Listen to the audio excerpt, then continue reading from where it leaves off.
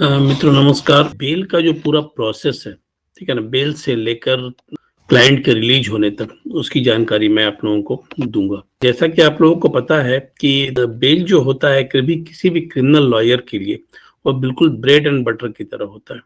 क्योंकि बाकी सारे केस तो जो भी हैं, जैसे क्रिमिनल क्वेश्चनिंग का मामला आता है या फिर क्रिमिनल अपील का मामला आता है या फिर आप कंप्लेंट केस की बात करते हैं, कोई भी केस जो है वह केस लंबा चलता है और वो धीरे-धीरे चलता रहता है और बेल जो है वह आता है और एक ही डेट में बेल का केस खत्म भी हो जाता है, बेल जो है वह दे दिया जाता है।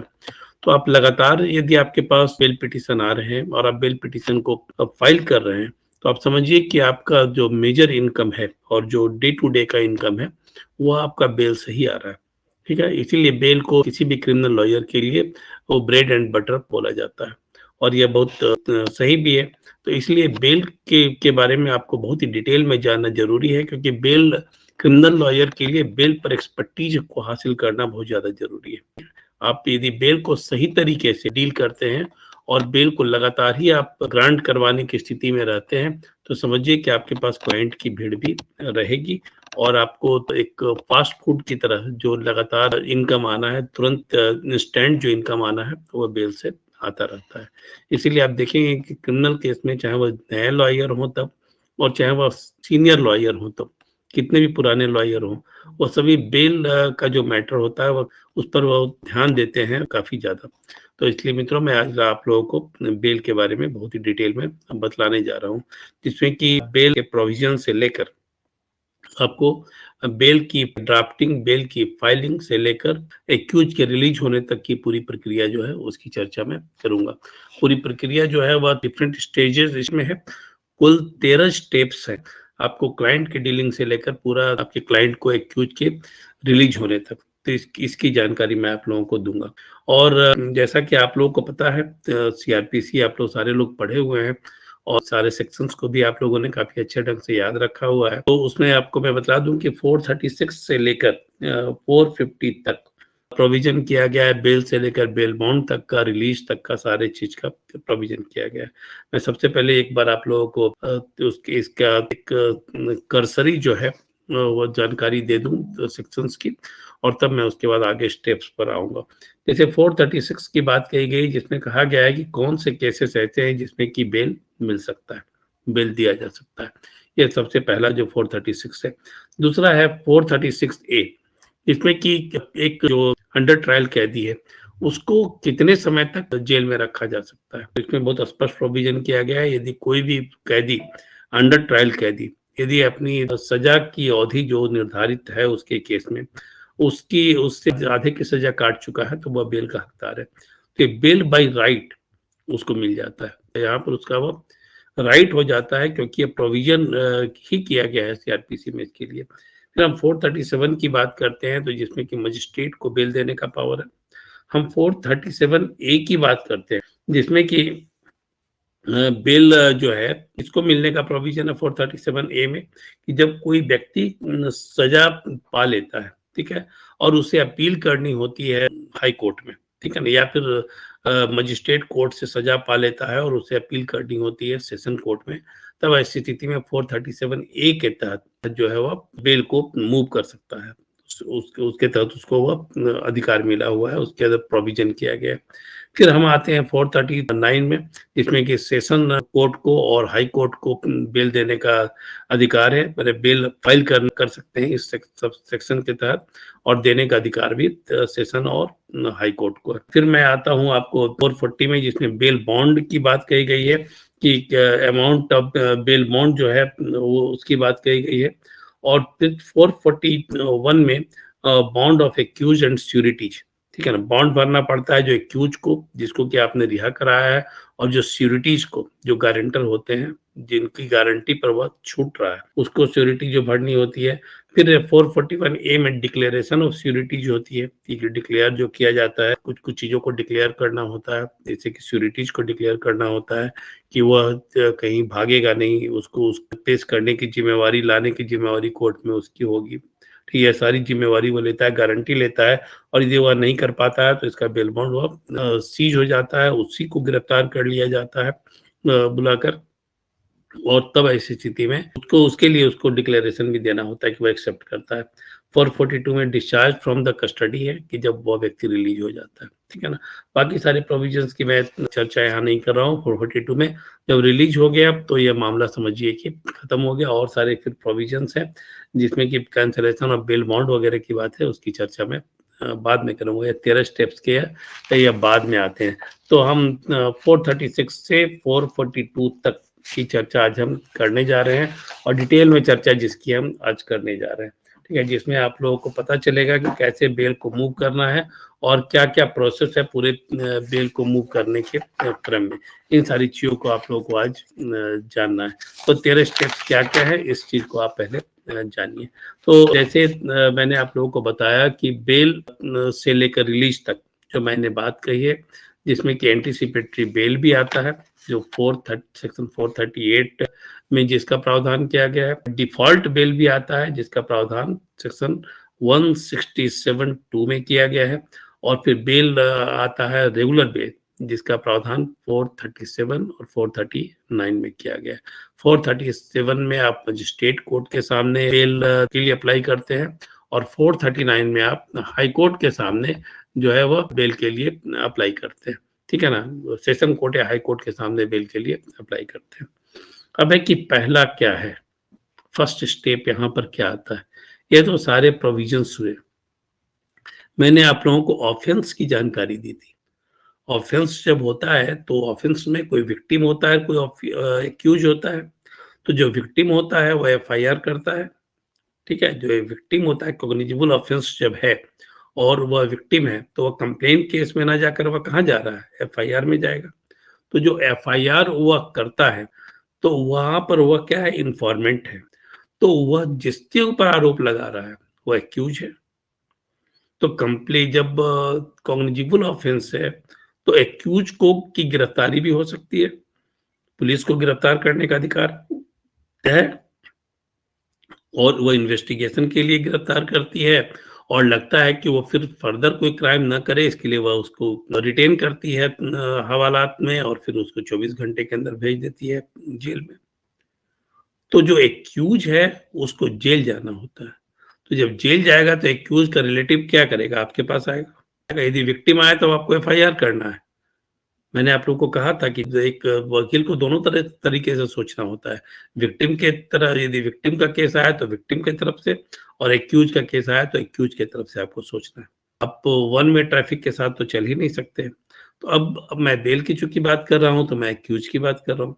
तो एक्यूज जब जेल चला गया तो उसके बिहाफ में जो भी लोग हैं, उसके रिलेटिव है, उसके फ्रेंड हैं, जो भी हैं, ठीक है ना, वह क्या करते हैं, वो आपके पास आकर अप्रोच करेंगे। वकील के पास ही आएंगे।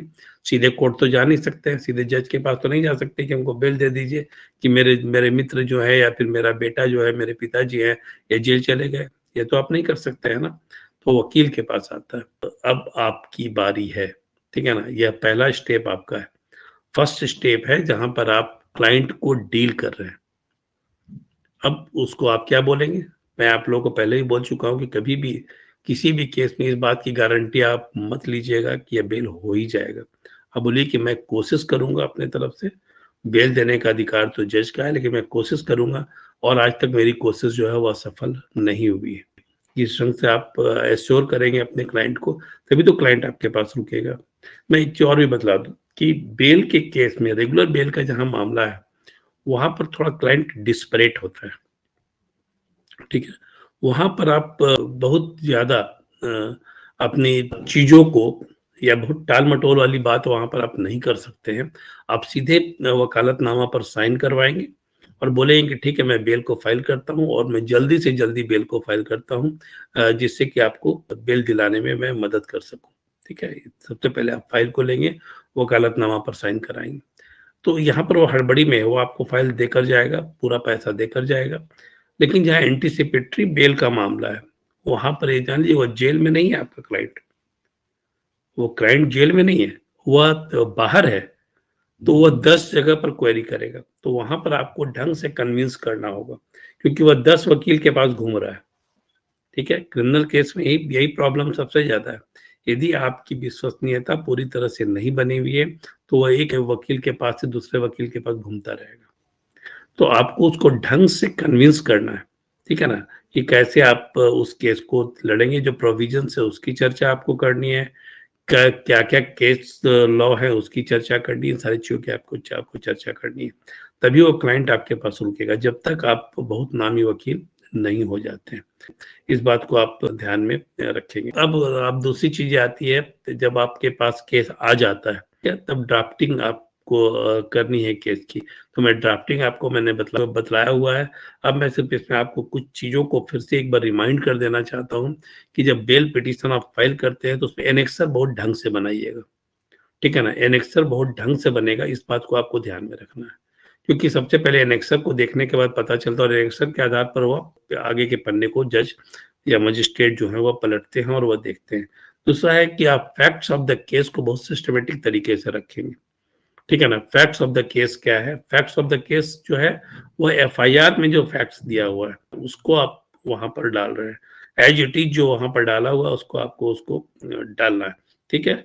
आप उसके पहले थोड़ा सा उसको ब्रीफ करते हैं और तब आप अपना जो क्रिमिनल एंटीसीडेंट है उसकी चर्चा करते हैं। यदि क्रिमिनल एंटीसीडेंट नहीं है तो उसको तो जरूर ही आपको हाईलाइट करना है, ऐसे क्रिमिनल एंटीसीडेंट है भी तो उसकी भी चर्चा आपको करनी है थी। अब आपको डिफेंस अगेंस्ट एलिगेशन, ये सबसे इंपॉर्टेंट है। मैं आप लोगों को बता दूं कि बेल एक ऐसा मैटर है जहां पर आर्गुमेंट नहीं होता है। आर्गुमेंट का मतलब है कि दो वकीलों के बीच में बहुत ज्यादा बहस नहीं होता है, ठीक है। यहाँ पर केस एडमिट होता है, उसी दिन सुनवाई होती है और उसी दिन बेल ग्रांट और रिजेक्ट किया जाता है। तो आपको यहाँ पर डिफेंस अगेंस्ट एलिगेशंस जो है वो ढंग से लेने हैं। दूसरी चीज है कि आपको यह भी मैं बतला दूं कि बेल पिटीशन जो फाइल कर रहे हैं आप, ठीक है ना, उसमें आप जो एविडेंस डाला गया है, एविडेंस जो एड्यूस किया गया है कोर्ट में, ठीक है ना, उस समय तक तो शायद एविडेंस एड्यूस न किया जाए, जब एफआईआर होता है उस समय तक, बाद में वो सारी चीजें आती है। तो उस समय जो एफआईआर में जो एविडेंस दिए गए, जो एफआईआर में जो घटनाक्रम की चर्चा की गई है, ठीक है ना, जो सर्कमस्टांशियल एविडेंसेस वगैरह है उनको आपको ध्वस्त करना है पूरी तरह से, उसमें उसका आपको डिफेंस जबरदस्त तरीके से लेना है। इसी पर आपका सारा बेल जो है वो ग्रांट आपको होना या नहीं होना उसी पर डिपेंड करता है। तो जैसे मान लीजिए ये कहा गया है कि किसी व्यक्ति के ऊपर मर्डर का आरोप है और वह व्यक्ति उस समय वहां पर था ही नहीं, एक मर्डर के केस में जिसमें कि वह व्यक्ति उस जगह पर था नहीं, अपनी फैक्ट्री में था, पूजा करा रहा था, उसका सीसीटीवी फुटेज था। तो उन उन सारी चीजों को आपको यहाँ पर सामने लाना है, जिससे कि वह एविडेंस जो है, जो जो एलिगेशंस है, न एविडेंस नहीं, जो एलिगेशंस है उस एलिगेशंस को काटा जा सके। तो इस बात को आपको ध्यान में रखना है कि जो एलिगेशंस आपके ऊपर लगाए गए हैं उसको आपको काटना है। यहाँ पर कोई आर्गुमेंट और काउंटर आर्गुमेंट नहीं हो रहा है, यहाँ पर कोई एग्जामिनेशन और क्रॉस एग्जामिनेशन नहीं हो रहा है। एविडेंस का ना तो एग्जामिनेशन हो रहा है, ना क्रॉस एग्जामिनेशन हो रहा है, और नहीं डॉक्यूमेंट की जो बात है उस पर बहुत चर्चा हो रही है। यहाँ पर सिर्फ चर्चा बेल में किस चीज की होती है? एलिगेशन की होती है। यदि आप कंप्लेन केस में जाते हैं या फिर आप अपील में जाते हैं तो वहां पर चर्चा एविडेंस की होती है और बेल में चर्चा एविडेंस की नहीं होती है। बेल में चर्चा एलिगेशन की होती है। तो आपको एलिगेशन का डिफेंस, एलिगेशन के अगेंस्ट में डिफेंस आपको रेडी करना है। बेल का जो मैटर है वो बेल केस नहीं है, इस बात को जान लीजिएगा। बेल एक इंटरलोक्यूटरी एप्लीकेशन है जिसके आधार पर आप सिर्फ बाहर होने का अपना रास्ता ढूंढते हैं, जेल से बाहर होने का रास्ता ढूंढते हैं टेम्पररी तौर पर। केस में जब आप लड़ाई लड़ते हैं, केस में जब आर्गुमेंट और काउंटर आर्गुमेंट होता है, जब एग्जामिनेशन क्रॉस एग्जामिनेशन होता है तो आपको रिहा कराने के लिए होता है। यहाँ पर हम आईए डाल रहे हैं तो आपको सिर्फ और सिर्फ किस लिए? और टेम्पररी तौर पर बाहर लाने के लिए। आप परमानेंटली आजाद नहीं है, ठीक है ना, आप टेम्पररली आजाद हैं। इंटरलोक्यूटरी एप्लीकेशन के द्वारा यह सारी चीजें होती है। अब मैं आगे बढ़ता हूँ कि आपको जो डिफेंस लेना है एलिगेशन के खिलाफ में, ठीक है, चाहे वह एफआईआर हो या कंप्लेन केस हो, और तब फिर आपको जाकर जो कंडीशंस इम्पोज किए जाएंगे उसके बारे में बोलना है कि मैं कंडीशंस का को अवॉइड करने के लिए पूरी तरह से तैयार हूँ। इन सारी चीजों को आपको डालना है, फिर प्रेयर आपको डालना है। तो ये आपको बहुत ही ढंग से ड्राफ्ट करना है, ठीक है। यहाँ पर सिर्फ एक ही मौका आपको मिल रहा है। आप जब केस में आर्गुमेंट करने जाते हैं तो आपको हो सकता है कि 4, 5, 10, 20 मौका मिल जाए, ठीक है ना। जब आप एग्जामिनेशन क्रॉस एग्जामिनेशन कर रहे हैं तो ज्यादा मौका मिल जाए, लेकिन बेल में आपको सिर्फ और सिर्फ एक मौका है, आपको दूसरा मौका नहीं मिलने जा रहा है। तो इसीलिए आपको ढंग से ड्राफ्ट भी करना है बेल को और ढंग से आर्गुमेंट भी करना है कोर्ट में, ठीक है। तो यह तो था सेकंड स्टेप। अब थर्ड स्टेप क्या है? Filing of the petition, filing of the bail petition. तो मैंने आप लोगों को चर्चा की थी कि जब लोअर कोर्ट में फाइल करते हैं किसी केस को तो वो सिरस्दार का ऑफिस होता है जहां पर वो फाइल करते हैं, ठीक है ना। सिरस्दार का ऑफिस होता है लोअर कोर्ट में, और हाई कोर्ट में रजिस्ट्री होती है, सेंट्रलाइज रजिस्ट्री होती है जहां पर आप पिटीशन को फाइल करते हैं। सिरस्दार के पास जब आप फाइल करते हैं तो वह इमीडिएटली वहां पर वो देख लेते हैं कि इसमें क्या डिफेक्ट है और नहीं डिफेक्ट है, उसके आधार पर आपको वो पॉइंट आउट कर देते हैं, ठीक है। वहां पर कोई पैराफिनेलिया हाई कोर्ट की तरह नहीं है, सीधे आप जाते हैं सिरस्दार के पास और आप पूछते हैं कि इसमें क्या कोई डिफेक्ट लगा हुआ है, या फिर आपको वो खुद ही फोन कर बता देते हैं कि आपके केस में डिफेक्ट है, आप इसको रिमूव कर लीजिए, ठीक है। आप उस डिफेक्ट को रिमूव कर लेते हैं तो वो वहां पर लिस्टिंग के लिए चला जाता है। लेकिन हाई कोर्ट में जो है जब आप फाइल करते हैं तो स्टैंप रिपोर्टिंग में आता है वो, ठीक है ना। सेंट्रलाइज सिस्टम में पूरा तो स्टैंप रिपोर्टिंग में आता है, और स्टैंप रिपोर्टिंग में जब आता है तो स्टैंप रिपोर्टिंग में यह देखता है कि यहाँ पर क्या क्या डिफेक्ट लगे हुए हैं। उसमें डिफेक्ट में यदि आपने स्टाम्प भी कम लगाया है तो वह भी डिफेक्ट का पार्ट है। यदि आपने चीफ जस्टिस का नाम गलत लिख दिया है या तो स्पेलिंग सही नहीं, वह भी डिफेक्ट है। जुरिस्डिक्शन सही नहीं दिया है, वह भी डिफेक्ट है। एफआईआर का नंबर, एफआईआर का डेट, एफआईआर थाना डिस्ट्रिक्ट सही नहीं दिया है तो उस पर भी डिफेक्ट लग सकता है। यदि आपने ऊपर में प्रेयर में कुछ दिया है और नीचे का प्रेयर अलग है, कुछ अलग है, तो वह भी आपका डिफेक्ट है। कभी कभी होता क्या है, मेरे एक जूनियर मेरे फ्रेंड ने जो कि यहाँ रांची सिविल कोर्ट में प्रैक्टिस करते हैं, उन्होंने एक फाइल मेरे पास भेजी, लेकिन सर मैंने बेल पिटीशन पहली बार ड्राफ्ट किया है, इसको काइंडली आप देख लेते तो बड़ी मेहरबानी होती। तो मतलब उसने उसने क्या किया था, उसने कहीं का कटिंग और कहीं की पेस्टिंग कर दी थी, जिसके चलते प्रोविजन जो था, ठीक है ना, एंटीसिपेटरी सॉरी जो हाई कोर्ट में जो बेल पिटीशन का प्रोविजन था वो उसने मजिस्ट्रेट कोर्ट में डाल दिया था, तो उसमें डिफेक्ट तो लगना था। तो इन सारी चीजों को आपको ध्यान में रखें। ऐसे मैं आपको बता दूं कि जब आप कोई भी पिटीशन को ड्राफ्ट करते हैं आपके सिस्टम में वह है, तो सिस्टम में है तो कट पेस्ट होता है, ठीक है ना। जो सिस्टम में है वो कट पेस्ट होता है, जो फैक्ट्स है वो अलग अलग होते हैं। इसीलिए आप एक बार अच्छे से ड्राफ्ट कर लेते हैं तो काफी आसानी हो जाती है आपको आगे के ड्राफ्टिंग में। तो उसके बाद जब वो स्टैम्प रिपोर्टिंग के बाद आप डिफेक्ट को रिमूव करते हैं, जो डिफेक्ट पॉइंट आउट किया जाता है उस डिफेक्ट को रिमूव करते हैं, ठीक है ना। डिफेक्ट रिमूव करने का हाई कोर्ट में डिफरेंट डिफरेंट स्टेज है। यदि आप सेक्शन में रिमूव कर लेते हैं तो वेल एंड गुड, तुरंत लिस्टिंग हो जाती है। नहीं कर पाते हैं तो ये रजिस्ट्रार के पास, जुडिशियल रजिस्ट्रार के पास चला जाता है, ज्वाइंट रजिस्ट्रार के पास चला जाता है। वहां पर भी नहीं हो पाता है, कहीं से आप व्यस्त रह गए हो, नहीं हो पाता है, तब ऐसी स्थिति में रजिस्ट्रार जनरल के पास चला जाता है। और वहां भी नहीं हो पाया तो फिर आप बेंच में जाकर रिमूव करिए, ठीक है ना। बेंच में नहीं लगा तो इंस्पेक्शन करके रिमूव करिए। तो सारे स्टेज जो है वो हाई कोर्ट में हैं, जहां पर आप इन सारी चीजों को कर सकते हैं। अब हम आते हैं कि जब उसके बाद आता है कि जब डिफेक्ट रिमूव हो गया तो लिस्टिंग होती है, ठीक है ना। लिस्टिंग जब हो जाती है तब इसका मतलब है कि उस दिन आपका केस लग गया है और आप एडमिशन के लिए लग गया है। और मैं फिर बतला दूं आपको एक बार कि अन्य अपील की तरह और कंप्लेन केस की तरह और अन्य केस की तरह, रिट की तरह, एडमिशन और सबमिशन, ठीक है ना, दोनों साथ साथ नहीं होता है।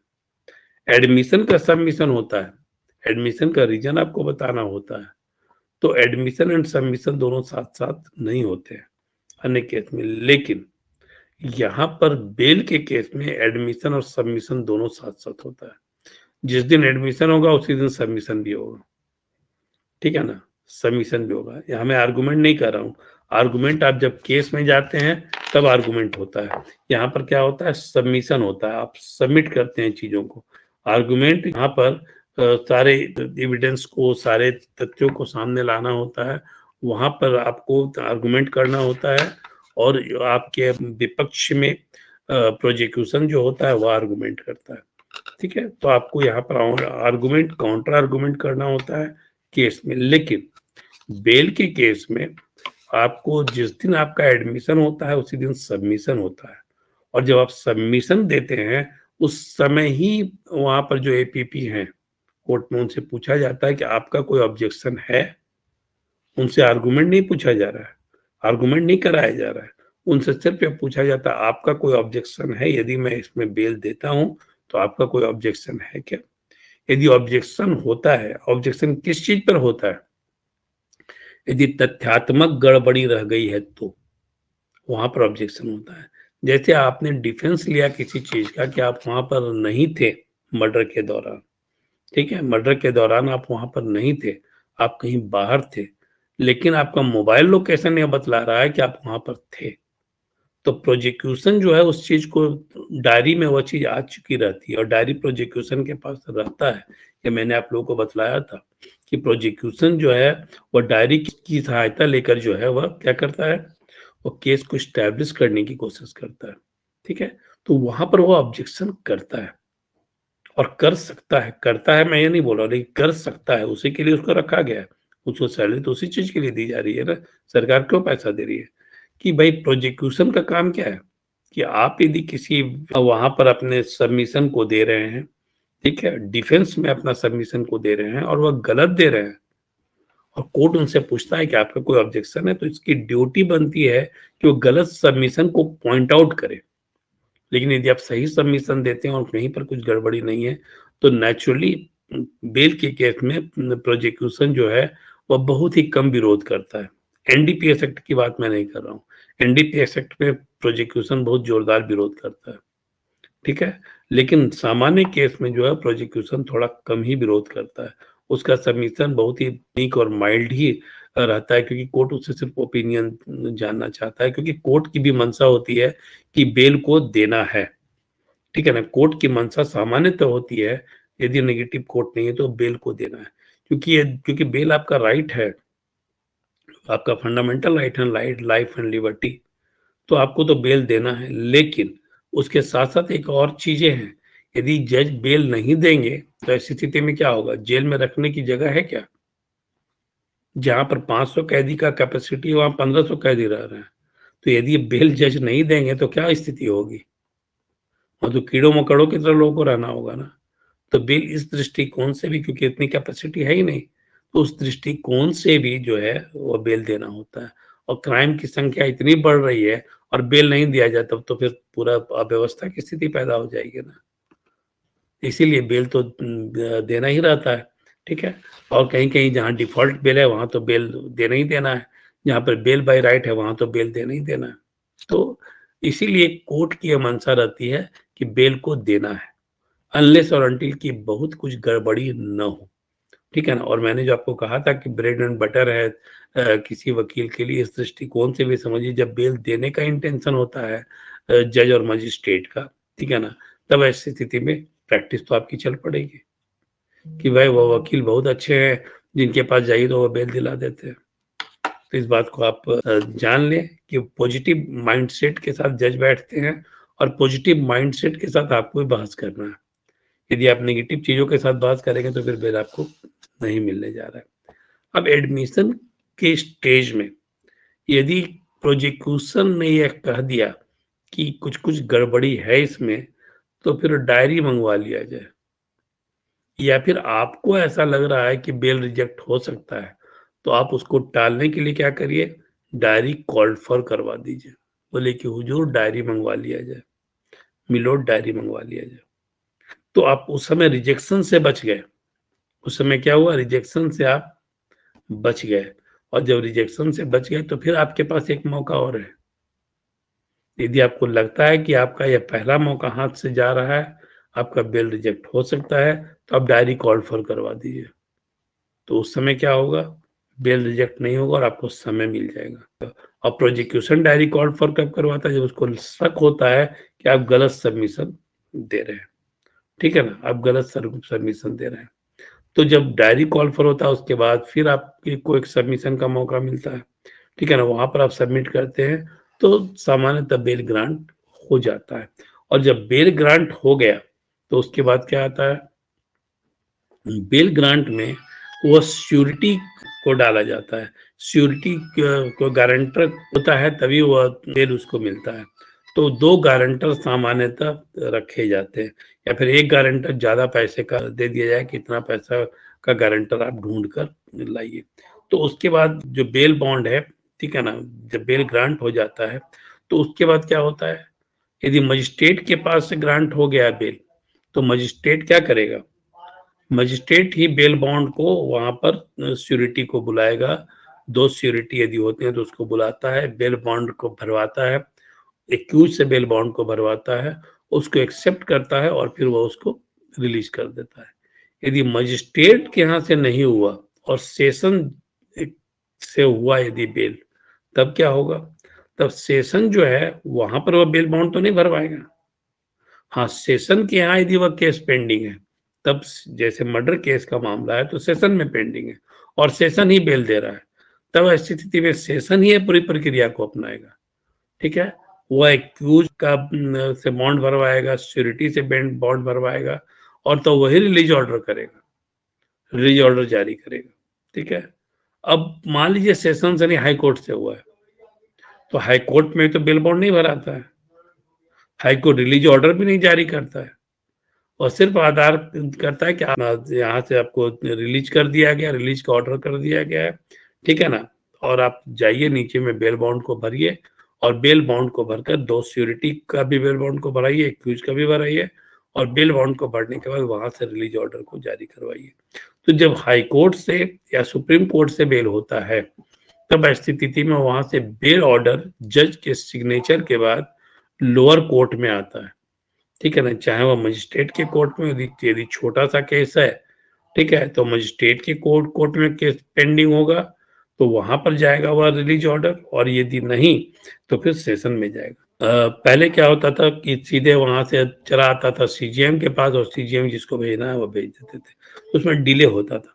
तो इस डिले को रोकने के लिए हाई कोर्ट और सुप्रीम कोर्ट से सीधे कर दिया गया है कि जिस मजिस्ट्रेट के कोर्ट में या फिर जिस जज के कोर्ट में केस पेंडिंग है, वहां पर सीधे सीधे रिलीज ऑर्डर को भेज दिया जाए।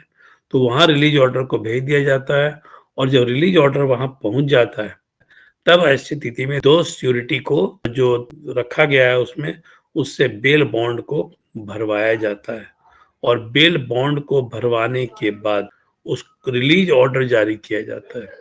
वो रिलीज ऑर्डर वहां से सीधे फैक्स से कहाँ पहुंचता है, वह रिलीज ऑर्डर फैक्स से पहुंचता है सीधे जेल में, जहां पर वह एक्यूज बंद है, जहां पर आपका क्लाइंट बंद है, वहां पर वह रिलीज ऑर्डर पहुंचता है और तब उसको रिलीज कर दिया जाता है। तो यह पूरी प्रक्रिया जो है वह 13 स्टेप की है। यदि आपको 13 स्टेप को अच्छे से जान लेते हैं, बेल को कैसे मूव करना है जान लेते हैं, बेल को कैसे ड्राफ्ट करना है जान लेते हैं, फैक्ट्स को कैसे वहां पर पुट करना है जान लेते हैं, कैसे आपको अपना एलिगेशंस के अगेंस्ट में डिफेंस लेना है यह जान लेते हैं, तो ये जान लीजिए कि आप बहुत अच्छे वकील हैं और बेल के एक्सपर्ट वकील आप बन सकते हैं। और मैंने जैसा आप लोगों को बताया कि बेल चूंकि राइट है व्यक्ति का और कोर्ट भी इंक्लाइंड रहता है पॉजिटिव माइंड के साथ बेल देने के लिए, तो ऐसी स्थिति में बेल मिलने की संभावना जो है वह ज्यादा होती है। तो यह तो हुआ पूरा बेल से लेकर आपके रिलीज तक की जो प्रक्रिया है उसकी पूरी चर्चा। ठीक है ना, उम्मीद है कि आप इस पूरी चीजों को समझ गए होंगे और किसी भी वकील के लिए बहुत ही इम्पोर्टेंट है। ठीक है ना, किसी भी वकील के लिए, चाहे वह नया वकील हो तो, चाहे वह मेरे जैसा पुराना वकील हो तो, इन सब के लिए इस प्रोसेस को जानना बहुत ज्यादा जरूरी है। और मैंने जैसा कि आप लोग को बताया कि वकील के लिए, क्रिमिनल लॉयर के लिए बेल जो है वह ब्रेड एंड बटर है। तो आज यहाँ तक ही। Thank you very much.